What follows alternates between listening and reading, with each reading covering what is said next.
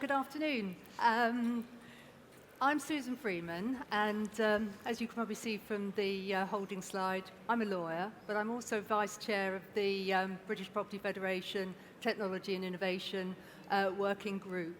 I'm delighted to be chairing this panel, and it's such an exciting and pivotal time for retail technology. On the one hand, we have the backdrop of store closures and general doom and gloom. And I think in the press this morning, you probably saw that 3/4 of retail landlords are talking about repurposing their retail. But on the other hand, we have a positive explosion of new retail technology that can drive efficiencies, can improve the customer experience. And it's become clear that it's not just about online retail, that even the online brands have worked out that they need bricks and mortar to actually drive that customer experience. So we're here to take a look at how technology is changing the retail world. We're also looking at whether the retail property sector is grasping the opportunities or whether it is lagging behind in relation to other sectors. We're also going to talk about which technologies we think are here to stay. And it could be gaming culture, facial recognition, which has caused quite a lot of controversy recently. Or are we going to end up with robots in our shops like you see in Japan? That's not really taken off here yet. But there's definitely a growing trend for technology that really encourages and enables human interaction. So what does all this mean for retail property? So we have this fantastic panel. They're each driving innovation and change in their own way. And I'm going to ask them each to introduce themselves, and then we're going to talk about some of these issues. And hopefully we'll have a bit of time at the end for audience questions. So, Jackie. So I'm Jackie Mulligan, and I like to refer to myself as a bit of a shop local vigilante. And I'm the CEO and founder of ShopAppy, which is trying to fight back for our high streets and bricks and mortar businesses. Great, thanks. My name's Linda Chandler, and I work with hyperlocal cities. So I'm a smart cities advisor, and I also work with Tech London Advocates, co-chairing their PropTech working group. And there's two things I'm really interested in the kind of aligned to the retail space. One is about working local, and actually how about casual co-working and bringing that to the high street. And also around the idea of the digital high street, and actually how there's a gap between locality and actually all this digital technology that we have. So how do we bring that together? And at Tech London Advocates, we're having a theme around a campaign about how to bring together the digital high street. Hi, my name is Herculano Rodrigues. I work for Javelin Group. Javelin Group were acquired by Accenture Strategy about almost 4 years ago. And me and my team, what we actually do, we work with retailers and landlords to support them through the changes that are going on, whether that be changes in technology, changes in business models, or actually changes in operating model on how they go forward to go through the changes in the retail sector. That's where we work with our clients. Thank you, Sam. Hi, and I'm Sam Jackman. I work for a company called Shared Access, and we are all about investing in mobile communication inside large venues. So shopping centres, large football stadiums, anywhere where lots of people congregate and where 4G and in the future 5G is necessary. That's where we get involved. We spend our money investing so the landlords don't have to. Thank you. So retail property technology is an incredibly broad subject, and we've only got a limited time. So shall we kick off thinking a little bit about what technology we think is here to stay and what's actually going to be binned. So Herculano, just starting with you, what are you seeing any trends in the way customers are using technology in the retail space?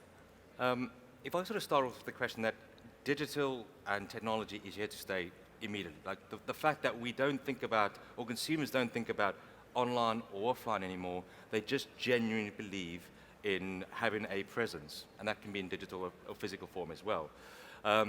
You can talk about the hype curve, about what technologies are coming, so autonomous vehicles or AI, but in reality, the actual use cases for some of these technologies is still in its early stage. So what I do think from a consumer's perspective, it's more the fact that digital is really important. So I go back to, there's a new app called TikTok. Just by a show of hands, who's heard of TikTok? A smattering, so I see about maybe 15% of people. TikTok has 663 million users, and only 36% of those users come from the APAC region, and they've only been around for about 14 months. Obviously, they've gone through iterations as a business since 2012, but really as a platform, they've only been around for about 18 months, and they've got to that almost 1 billion users, in a phenomenal amount of time. Do you want to tell the audience who don't know what they actually do? Oh, I have no idea what TikTok is. I'm not old enough for TikTok. No, TikTok is basically an app which is a 14-second video. So if you think of Snapchat, it's an evolution of Snapchat where basically you start with Facebook, your parents go on Facebook, no one wants to go on Facebook anymore, so the kids go on Instagram. So the kids are on Instagram, parents start to go on Instagram, well, they don't want to go there anymore, so then they go to Snapchat. Now, Snapchat's starting to get really popular with sort of the mid-20s, so the teenagers want something else, and TikTok has filled that gap. It's basically an app which is a 14-second video, which allows you to post something and it disappears. And that's basically the app. I have no idea how it works, but I just know that people love it. Absolutely love it. There was over about 300 million downloads in the last 8 months, and there's continuous usage. So for me, going back to what technology is driving people, I think it's about the fact that digital itself, it's not about AI or this IoT device which is going to change retail. It's about being connected and using technology to enable the experience around that. And obviously you've mentioned TikTok. Are there any other brands or platforms that are coming through that you think really stand out? I mean, there's a ton. I could talk about, for me, I think the platforms, Amazon and Alibaba, are quite interesting to see how they are evolving as a platform business. And I think we are seeing now retailers, and not just the big guys, but actually I've met 2 startup retailers. Retailers are using marketplace technology to get to market and get to user bases that have not been there before. So if I think about one brand which is really getting to grips with understanding how technology can work with a consumer mindset, I think about Nike. Nike has more than just an application that helps you to buy personal shoes, which don't go on there because I buy a lot of crap shoes and it's really bad because it's very addictive. But what Nike have done is they've integrated the experience of going to the store to design your own shoes. They've also integrated the community element of the fact that I can be part of the nightclub and run anywhere in the world. So I can go to New York and join a Nike running club. So what they are connecting is actually going down, creating a community behind just trainers, basically. So for me, one of the brands that I find really fascinating in terms of going along the value chain of what they are as a sneaker company to what they are as a purpose-led brand, I always think of Nike. It's interesting. And are there lessons that the retail property community can learn from brands like Nike? I don't know whether Jackie or... Well, obviously it's community, isn't it? That example is classic. It's about connecting with communities. But the interesting thing around technology is that with every new platform, every new way of communicating to the customer, most do not disappear. So you end up with a increasing spectrum, an increasing number of channels to communicate to the customer, which is fantastic, unless you're a small sole trader trying to navigate it.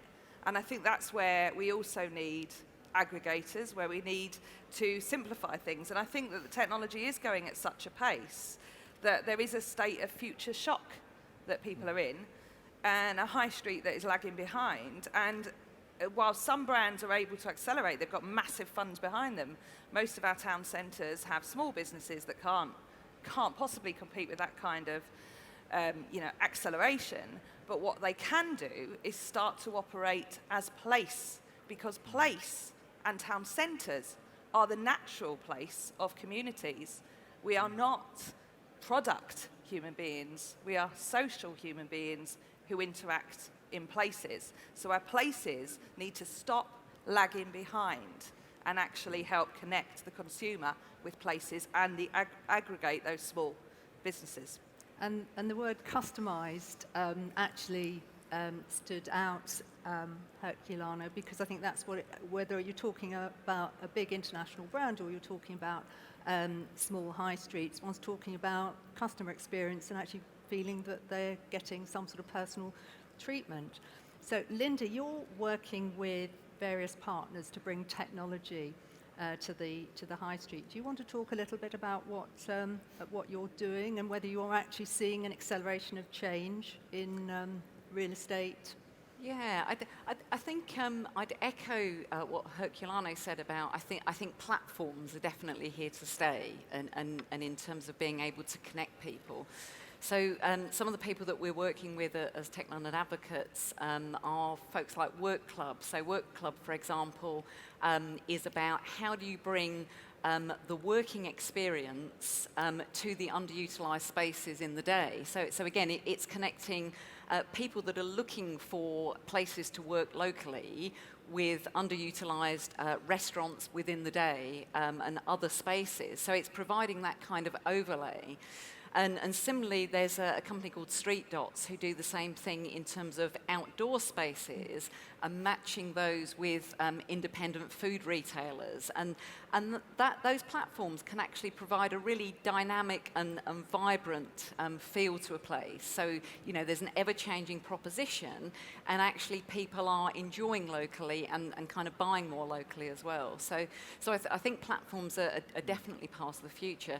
And also I think in terms of geolocation, and again, we've talked about physical and digital, and you don't want marketing pushed at you, or you don't want to get things when you're not in the space to consume it. You always forget about the email offer that you might have. If you're there and in a space, it's going to be much better in terms of kind of nudging somebody to do something if they are in that locality. So I think on that kind of geolocation is definitely an important part of the offer.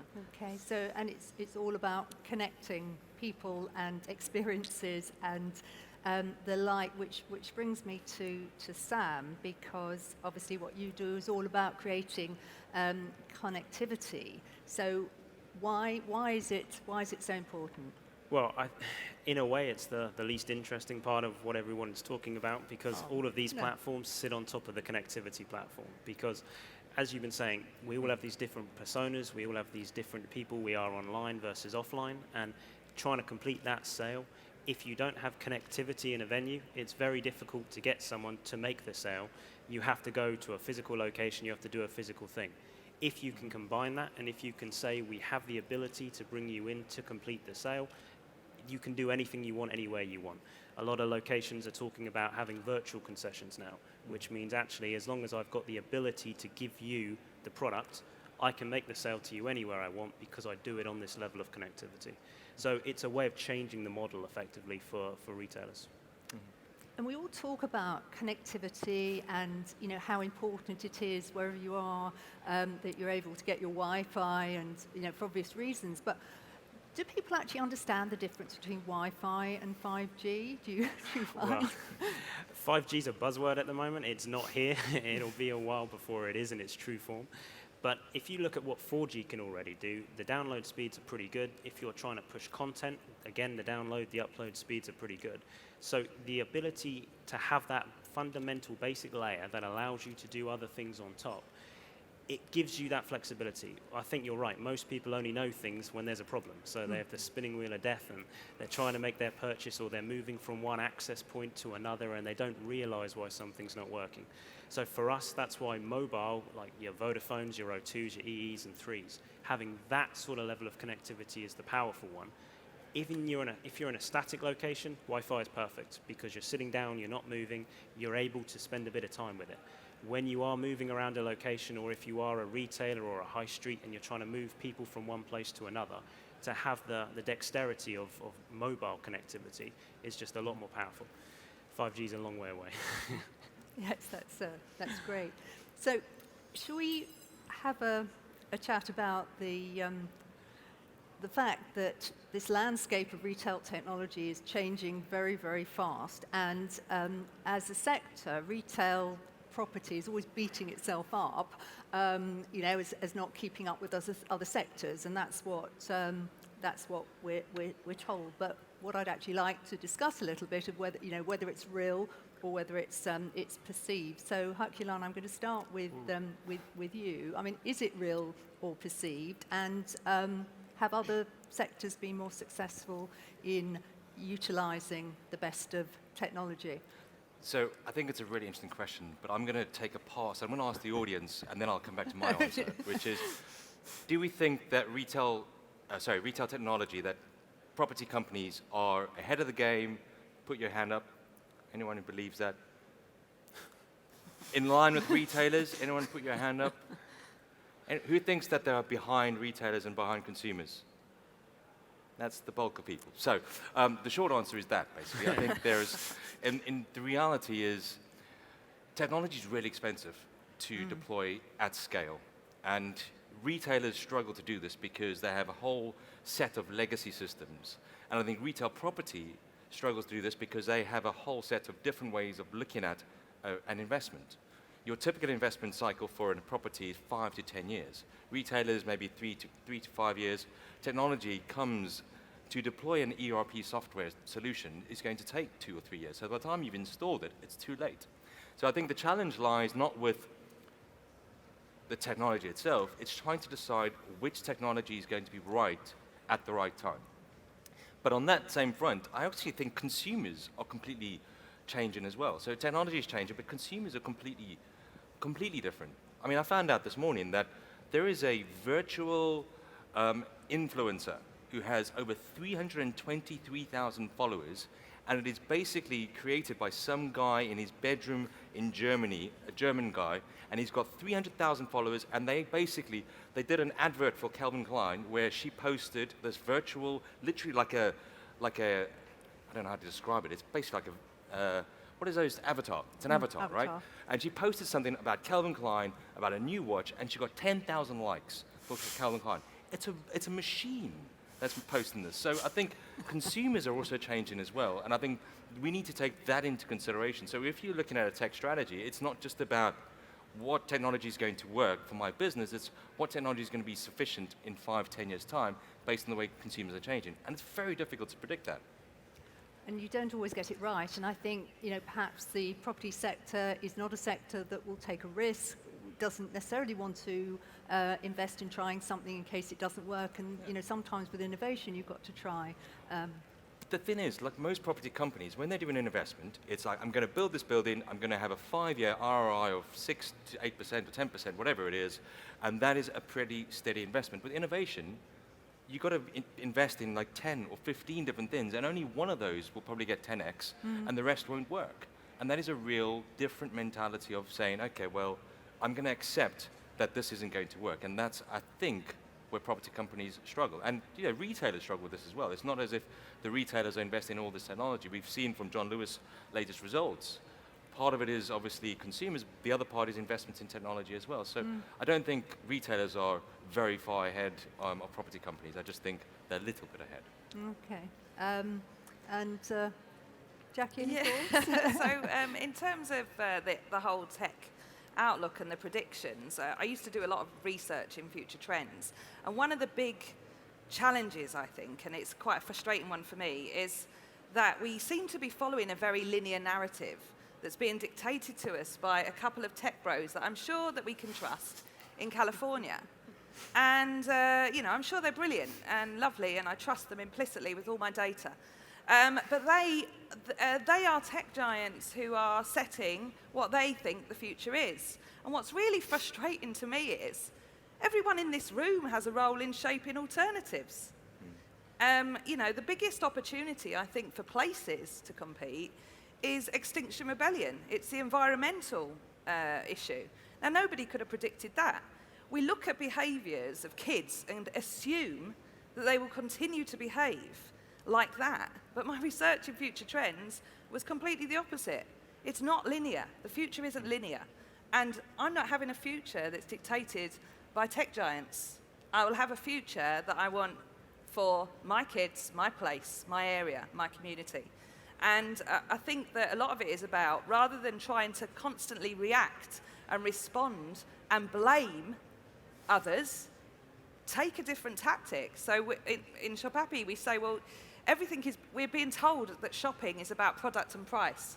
I think that's a future dictated by men. Because I certainly know that as a girl, I grew up with my mum, and shopping was a social thing. And it is a social thing. It's where friendships are made. So we have to stop thinking that retail is all about product and price. We have to stop the tech giant mantra of that, and we have to start shaping an alternative future, which is about people and place. And let's have that one go. Well, I'm with you. I would say shopping is my favourite leisure activity. Yeah. So It isn't just a transaction. But it needs to be interesting, and you need to be surprised, and you need to see. But you don't have to be surprised all the time. I think that today I've heard loads and loads of presentations, and I don't want to walk down my high street and suddenly have someone throwing fireworks and dressed as a ballerina. I don't need public artworks to stimulate me when I'm going round a town centre. What I want is also my shops and my businesses to still be there. And that is only going to work if they're also competing as a digital place collaboratively. So sorry, I get on my high horse. So as with ShopAppy, you have to try and level the playing field so that the small independent retailers can in some way compete with the big giants who've got obviously far more money to throw at it. So how do you do that? It's with great difficulty because most of the problems in retail are self-inflicted. People have lagged behind, but there's been a massive lack of investment in retail. I used to work in European funding, and if you got a grant, you were told, well, the grant is for B2B businesses, not B2C, as if B2C doesn't fuel B2B. We weren't allowed to support retail, so no wonder it's lagged. So we have decades of underinvestment in high streets, and just at the point where we could actually re-energise them, digitise them, make them work together, what we have is everybody talking about shrinking retail. I think most people live in towns because they're vibrant economic hubs, and we want our aspiration, our identity is connecting. So in terms of small businesses, they're looking at the onslaught of VR, holograms, augmented reality, and they're saying, this looks like an enemy, because it's so far ahead of where we are. So why I built this platform ShopAppy was we have to take people in small steps.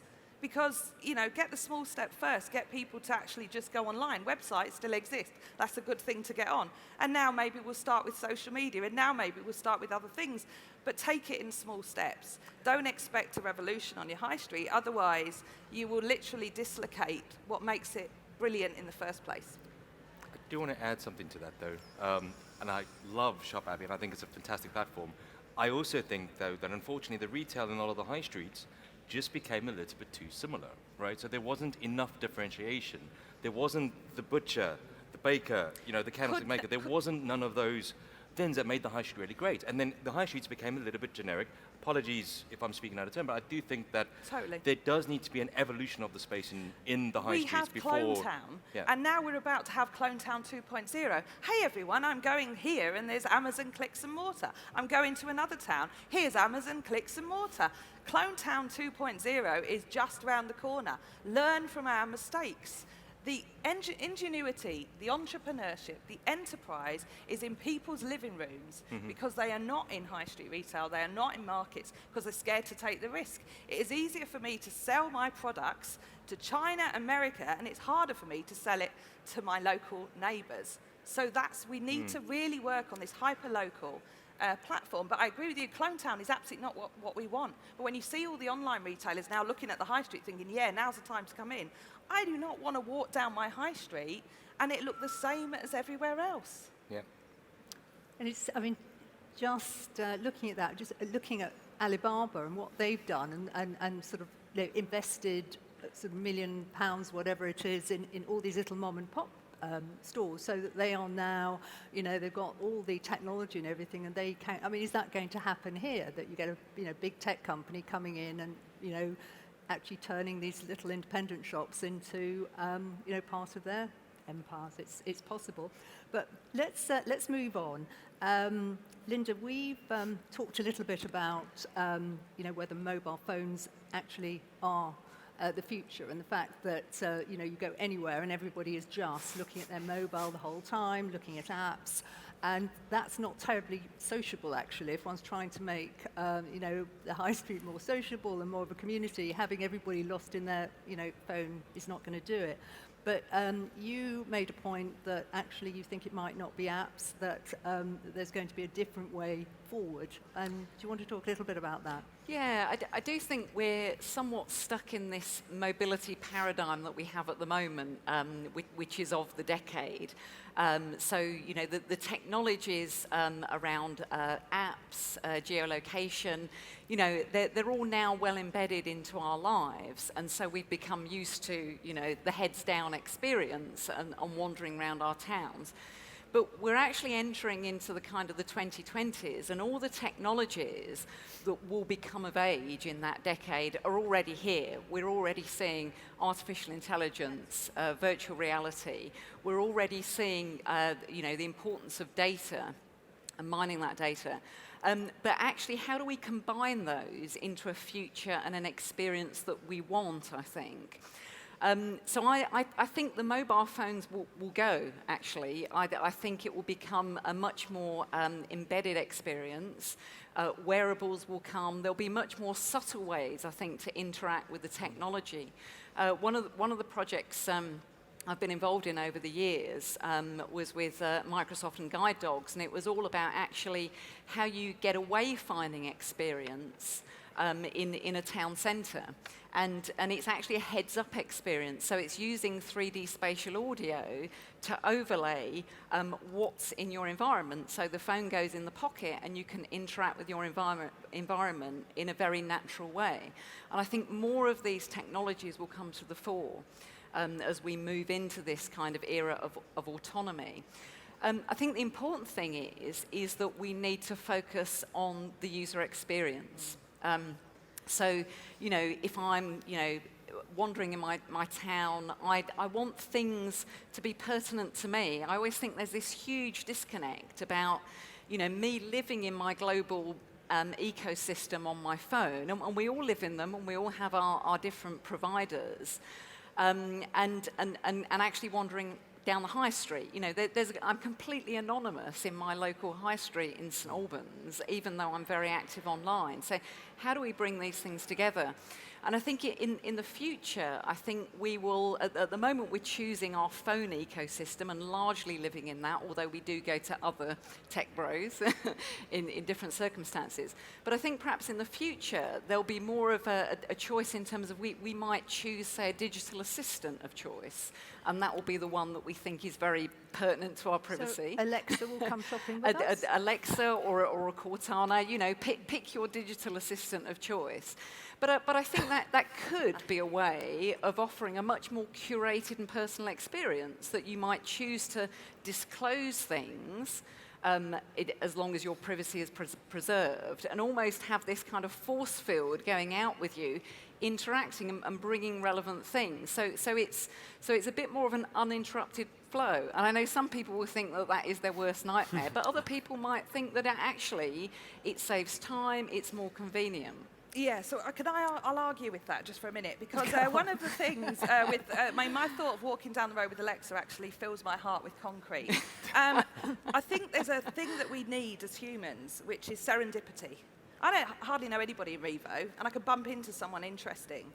The problem with tech, I know we use data in ShopAppy, and it's great, and you can target, and marvelous, but actually we do need to question at some point the ethics of what we're doing. And the importance of serendipity, the importance of chance encounter, the importance of not profiling to the nth degree. I know Amazon can remind us about birthdays. It's very nice of them. And tell us about other people that like products like us. That's great. But actually, there's something we need to do, which is discoverability. And so I agree with you, wayfinding and all that. There was a great app I saw where it actually triggered your trainers to find where you go. And as a person who gets lost in any town centre, I thought that's absolutely marvellous. I won't look like an idiot going around a town centre if my trainers are buzzing and I'm going left or right.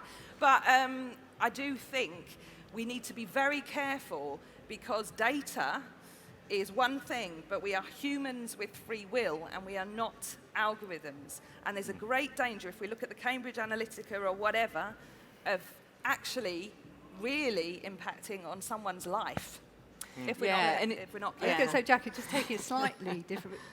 Your digital assistant could help you with a serendipity, because your digital assistant could say, oh, there's Sarah, you went to No, school an with her. assistant can't be serendipity. An assistant is a chance encounter. The assistant will be using data that, oh, it knows Jackie likes red, so it will direct me there. But hey, maybe one day I fancy wearing blue and green, but my digital assistant will have the AI programmed into it of what my previous choices were particularly. So I don't think you can have AI that's free. All But right, there is one platform which is quite interesting because it does, using data, provide serendipity. And I actually agree with you. I think there's a huge issue with the company I'm going to mention. I think they totally obfuscate themselves from responsibility when it comes to weaponization of information. But Instagram is a really good platform for serendipity. They use all that data that I use and all the pictures that I like to send me a bunch of items that I may or may not purchase. And the way they are moving into social commerce, by 2022, they're going to be like the 4th biggest general merchandise retailer in the world if they get the platform right and if they get the experience right. So I do agree with you. I think there is a certain line that needs to be crossed, but we're really getting serendipity at the moment through things and platforms like Instagram. But your likes on Instagram are economic acts. Oh no, I get that, and that's why I like on everything, because I just want to basically get advertisers to pay a lot. It's fine. I agree with you, and I do think that I've deactivated my Facebook account. I have issues with Facebook as a business, but in terms of where they're going and how social commerce is going to change that serendipitous moment, social commerce has the ability to do that, which is why platforms like TikTok, Snapchat, Instagram are going to be really, really big, important players in the retail ecosystem in 3 to 5 years, if not sooner. So it's going to be a question of whether, how it's used, and it could either be good or it could be bad. So we've got to sort of keep. Well, the good thing is, I met 2 interesting entrepreneurs just last week. They were 25 and 27-year-old, 2 ladies who are phenomenally bright, and one of them has started a company called Wardrobe Workshop, and the other one's called Natural X Lab. And what they do is they are bringing sustainable brands for fashion and homewares, and they're bringing it to consumers on Instagram. Their platform's Instagram. They have a small marketplace website, and they had a pop-up on Upper Street. And yes, the halo effect is all really good because they got loads of social commerce, but actually that was a platform that is the big bad tech bro helping this independent startup, which is a marketplace, come to the market where they wouldn't have been able to do that before. So I'm just trying to provide the sort of devil's advocate, which is they are bad, but there is some interesting platforms that it's can drive. empowering people. I think we just have to consider the ethics. A lot of the time we start to look at data and get very excited about it. Loads of panels very excited about data. But just look what GDPR did. You start to put all your eggs in the basket of this is brilliant because this platform's giving me all this data, and then the legislation comes and slaps you in the face. Or young people grow up and think, you know what, I just want to wander around and not be seen. I'll be doing my private browsing. I don't want to share what I'm doing. I don't want something to be dictating that to me. So there could be those customer choices in the future, and I worry that we're kind of following a line without even just pausing for a moment about the ethical dimensions of the decisions we're making. Yeah. But I think we do think about it. It's just how to control it, and and before you know it, something's there. Millions of people are using it, and it's probably the horse is bolted. Yeah. But let's talk a little bit about data. So. Online retailing, in particular, offers endless data on customers, and I think sometimes that people don't even think about the data. They get terribly upset about facial recognition cameras, but they are giving away data, every time they get involved in something online. And I think, Linda, you made the comment that you're on the high street, you feel you can be anonymous. That probably won't last much longer, but that's I think. People feel that way. But Sam, bringing you back in, what sort of digital infrastructure do we actually need to make sure that all this data is being channeled in the right way? Well, in terms of the basic infrastructure, it's all about investment. And I think if we go back to one of the earlier points in terms of what do we need to do to bring the high street into the same arena as other areas like online shopping, it's about making the infrastructure investment today that can be scaled up in the future for 5G and for whatever else you need. Because, as you said, Herculano, it's a long-term infrastructure spend. It's not something you can just suddenly, we need it for next year, we can spend $1 billion on each high street and do whatever we need to do.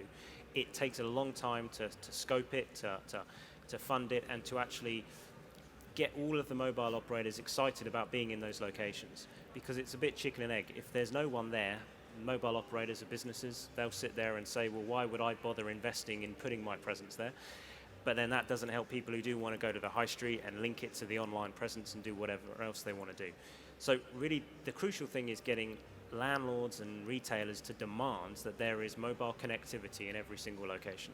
Because once you have that, the debate that we're having now, you can then land on either side of it. If you don't have the connectivity, you can only go anonymous because you won't be able to know who's walking around, who's doing what. So from a mobile point of view, that's the key. Getting the infrastructure investment in as soon as possible. Can I ask a question? Who owns that data? The data is owned ultimately by the mobile operators in this case. Okay. What then the platforms who then use the mobile operators' networks like Instagram or whoever else choose to do with their data, that's up to those guys. But yeah, so shared access, we just facilitate, we invest, the operators can then be there, and then anyone else, whether it's the shop, whether it's Instagram, they can choose to do what they're allowed. So should it be a collaborative approach? So you've got the landlords, you've got the people that live in the town, local authority, bids, everybody just saying we need this. Oh yeah. So Linda, the opportunities around data, is there an issue with property companies still being nervous about sharing data? Because we hear a lot, we have to be able to analyze and share data, but I generally find that people are a little nervous. They feel they've got some sort of IP in the data and they don't want to share it with their competitors. What are you seeing around that? Yeah, I think this has been a big debate in the whole kind of smart cities concept, actually, and especially the idea about open data, closed data, and how you monetize that. I think there are a number of different ways to think about it. The bottom line is that most people need, everyone needs everyone else's data to kind of make sense of it, and we're all holding a piece of the puzzle, and nobody really wants to let go, if you like. Sometimes I think we're thinking about data in the wrong way. We tend to think about the haystacks of data rather than the needles of immediate need, if you see what I mean. So I often think about this in terms of, online, I can see the haystack of every product that the retailer wants to offer me. But actually, at this point in time, I'm only interested in the red dress that I've posted on, that I've liked on Instagram, or I've put on Pinterest or something. And so sometimes I think we get hung up on the big data problem and the enormity of the data that we need to share, rather than actually I might only want to share that, and then somebody can see that's what I'm interested in, and can actually come to me with, oh, do you know what, there's a red dress like that, just in this shop you're walking past. So sometimes I think we think about the haystack of data rather than the needle, and the other point about data is the monetization of it. The open data movement is very laudable, but people are nervous because they're nervous about, they just want to share low-hanging fruit. They don't want to share the really good stuff, and it's often in the really good stuff that the value is there. So I think we've got to really work out how we can monetize these, and I think it has to be kind of quite privacy preserving as well.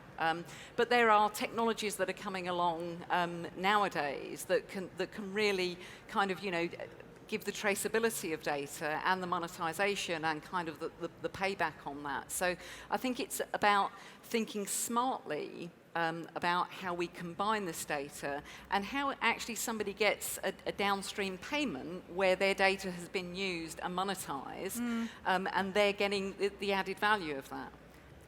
It almost feels as if it's like this data Wild West, and that actually it needs sort of a little bit of thought about the ethics and future regulation. So, Herculano, I don't know if you have any thoughts on how we should improve the way we deal with our data and antitrust implications.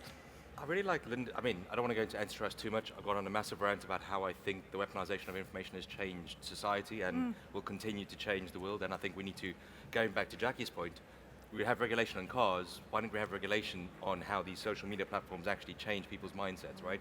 We have a huge increase in social, teen depression, and this is brought on things. Not social media is not the only thing, but anyway, don't want to go on that massive rant. What I do want to say actually is, Linda's point around actually understanding and identifying the problem is actually a good way to start with that. And I come from a background where I used to work with CPG or FMCG companies, the likes of PepsiCo or Procter & Gamble, and they would partner with Asda or Tesco. And every year they would start off and say, okay, over the next 12 months, this is the marketing spend I'm going to do, and this is how I'm going to do this gondola, this is the events I'm going to do over there, and this is how I'm going to run this campaign.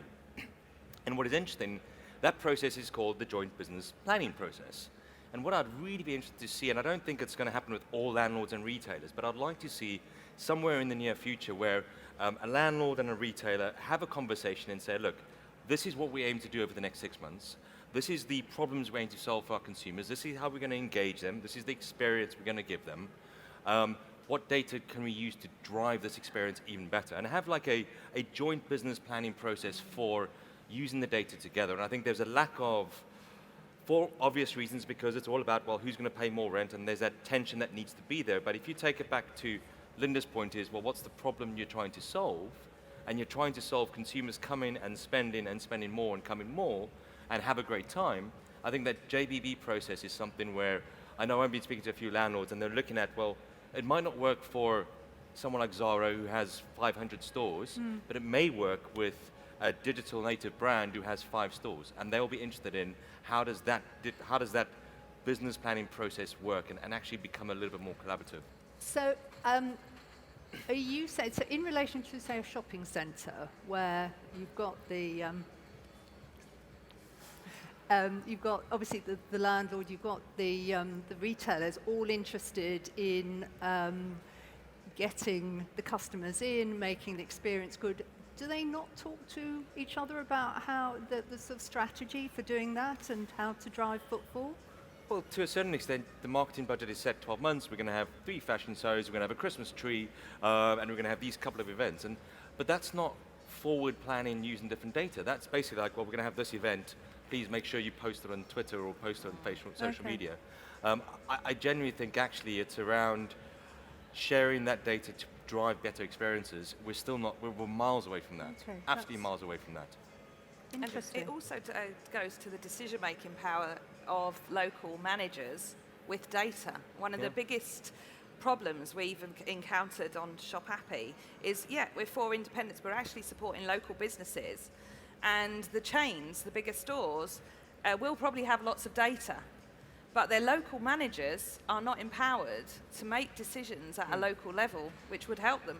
And it's, to me, just completely ludicrous. And there's also an issue around, if you look at the way a lot of the smaller businesses operate, they know their customers. When you talk about needles in haystacks, they know the needles.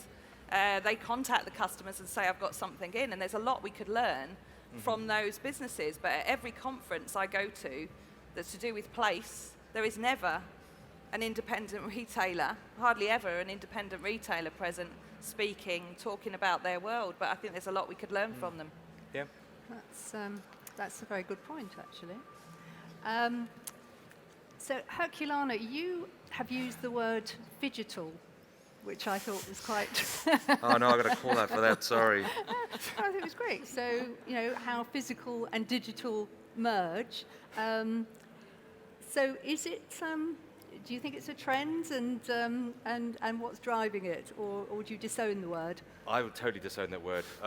It's just a terrible word. Must have been somebody else. But basically, it's not a... We're speaking to retailers now, and it's about commerce. It's not about online, offline. It's not even about omnichannel. Omnichannel is, yes, it's supposed to be about omnichannel, but it's about commerce, right? So we speak to retailers in a way which is they don't always define exactly which channel is going to get more marketing budget or stuff like that. I just think if you think about it as commerce overall, whether it's the buzzword phygital or halo effect or whatever the buzzwords are of the day, it doesn't make a difference. I think where we will be in 10 years' time, we're predicted to have like 40% of e-commerce spend, but in reality, 90% of that is already touching digital anyway. So there is got to be an awareness that there is always going to be a digital layer to physical environments and to physical experiences as well. And I promise never to use the word phygital again. No, well, it stood out. Well, the other one is harmonized retail with a Z if you're American. I'm fascinated by the fact that a lot of the online retail brands, who everybody assumed would just stay online and take all the retail business away from bricks and mortar, are now actually coming offline. So you've got some very interesting brands. I don't know if it's mainly the American brands, but they are now moving into bricks and mortar. So you can see that actually to enhance the customer experience, people are now accepting that actually you do need that community, you do need that personal thing. I mean, Jackie, are you noticing in your high streets that people are now realizing that actually, well, they thought they were going to buy everything on Amazon. They're not. They've now come back. Well, we encourage, ShopAppy is a mission to get people to join the dots. To join the dots of where they spend changes where they live, and how they shop changes the planet. That's kind of the mantra of ShopAppy. So yeah, the online and offline, everybody's online, so it's ridiculous even saying it. But the clicks and bricks, I'll say now, because I can't say clicks and mortar. Clicks and bricks is that it does influence footfall. The problem is, if you read any newspaper right now, you'd think, oh my God, there's nothing in my high street. You'd never go down there. It's doom and gloom. But the reality is, it's Debenhams. It isn't another 70 other shops that are in your high street. But the problem is, you don't know those shops are there. So I think where the online influences people, we get the customers saying to us, I didn't know that shop existed, and the shop would have been there for 30 years. And so we are going past, looking at our phones, taking our kids, rushing past, not looking at what is right on our doorstep. And I think that's where we have to make it easier for people to shop in their local neighbourhoods. It can't be easier to shop in a warehouse in Coventry when I live in Yorkshire. It should be easy to shop where I live. That's it. So I think online has a big role to play in that, but we have to be sensitive to the fact that we're talking about very small businesses generally, and it's trying to create that aggregator is going to take time. And we have to, together, set ourselves a target that isn't about just responding to the tech giant. It is about saying, well, actually, we prefer this future, so how are we going to shape that? Okay. Now, does anybody in the audience want... Oh, okay. Do we have a microphone? When you see that. That wasn't planted. Probably don't need a microphone. There we go. Jackie, just in response to what you were just... Sorry, I'm Mary Wallace, IBM, Retail Mashup. In response to what you were just saying about how do I know that shop has been there 30 years, and it was something that I think Sam and Linda were saying. So, Sam, you said, when we said who owns the data, and the telco essentially owns the data, and Linda, you were talking about the monetization of data, and it just struck me that neither the retailer or shopkeeper, as we used to call them, or the customer have anything to do with the data that they've just transferred, probably not even knowingly, to those bodies. And I wondered as I came here this morning, how would the butchering for Zachary or Walton or County Road in Kirby, which are all independent shops and they were all open and those streets were busy, how would they feel about what was just said? And how do we change that picture, Jackie, so that they actually do have a stake, both Jackie. the shopkeeper and customer? In getting access to the data, that was so long, Mary, I was kind of absorbed, and then I kind of lost it. So What's the noise? Could you repeat the question? Can you just say the bit, what should ShopAppy know about the data? Or what should the shopkeeper know about data? The shopkeeper and the customer do not have a stake in the data that has just been transferred from them to somebody else, and yet they were people who created Well, that I data? think it's not just about the business. I think as consumers, we have a role to play. I find it deeply immoral, to be honest, that things that that we're giving away and we really aren't aware of it. I find that is going to be, I think, a big bump that we are going to hit very soon around how people using their data. And I think collaboratively, yeah, we could do with data in terms of, for instance, on platforms, what people are looking for in a locality might help the butcher know that actually 50% of my population has just become vegan. So I better get some vegan chops in, you know, might actually inform them about what products, and they haven't got that data at an aggregated level. That is a concern. So, you know, I just think as customers, retailers, and people dealing with data, we have to just be sensitive, not only on is it right what we're doing, but also what are the implications longer term for an individual business and an individual by us treating them like data pieces. Yeah, I think it's interesting from the consumer point of view, because as a technologist, it's always easier for the technologist for it to be very black and white. I share all my data, I share none of my data. Yeah. Whereas actually in reality, it depends. It depends what mood I'm in. It depends whether I'm going to get something free for doing that transaction. So there are all these kind of shades of grey in the middle that we're confused about ourselves half the time, actually, and it's just not obvious, I think. But yeah, I think paying me for my data is fine. I really like the idea of the customer being in control. And if you want my data, buy it off me, and I'll tell you about, you know, anything you want if I ever, you know, if you're going to buy it from me, but you're stealing it from me. Okay. That's what it feels like. Any other thoughts on that one? Well, I mean, just from an operator's point of view, the interesting thing is with GDPR, the operators are losing more and more access to the data themselves. So in a way, without defending them too much, the operators are really just facilitating the ability for them to do anything they want to do. So it's then a question of between the platform and the consumer or the shopkeeper, whoever it is, to work out what that structure is. Without the network, there's only one way to communicate with that shopkeeper, and that's to go to that shop. And then you have the question of how do I know about it, and all of those points. Yeah. But yeah. It's a conundrum. Okay. Howard.